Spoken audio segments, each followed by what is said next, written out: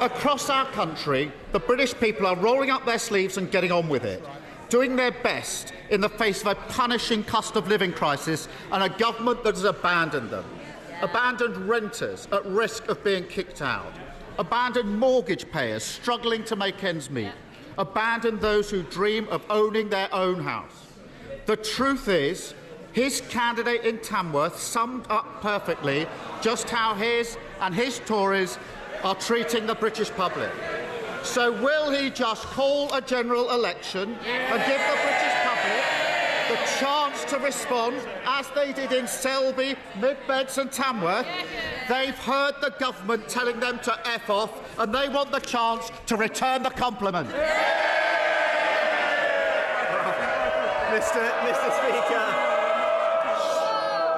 Prime Minister. Mr. Speaker, look, as we saw with his recent decisions on actually building new houses, politicians like him always take the easy way out, Mr. Speaker, whereas we're getting on making the right long-term decisions to change this country for the better on net zero, on HS2, on a smoke-free generation, on education and energy security. Contrast that to his leadership. Too cautious to say anything and hope that nobody notices, Mr. Speaker. Let me tell him, come that general election, the British people will. Striking to hear Keir Starmer ask for a general election tomorrow. I mean, my understanding is Labour aren't quite as ready to fight an election right now as they might make out. But it's a sign of his confidence that he's now prepared to throw his radio on and say that. I suppose it's an easy call to make if you think the Prime Minister is not going to call an election.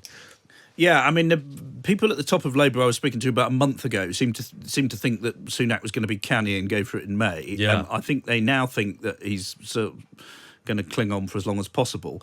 And while they think that on balance, Sunak won't have been able to turn things around, the longer it goes, the more there is that slight sort of lingering fear at the back of their minds that something just happens that makes life different. And, that's to a degree how they see this events in the Middle East as, a bit of a curveball that's come out of the blue and presented them with some difficulties.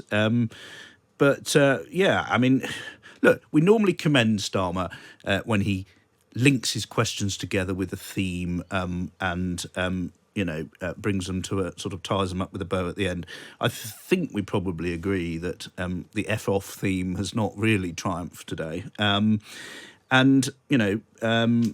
was struck also by Sunak saying, he wouldn't take the easy way out. Well, the easy way out for Sunak would be to call an election, as what a member of his front bench said to me over the weekend. That would be suicide by electorate, should he wish to take it at this point. So obviously he's not going to.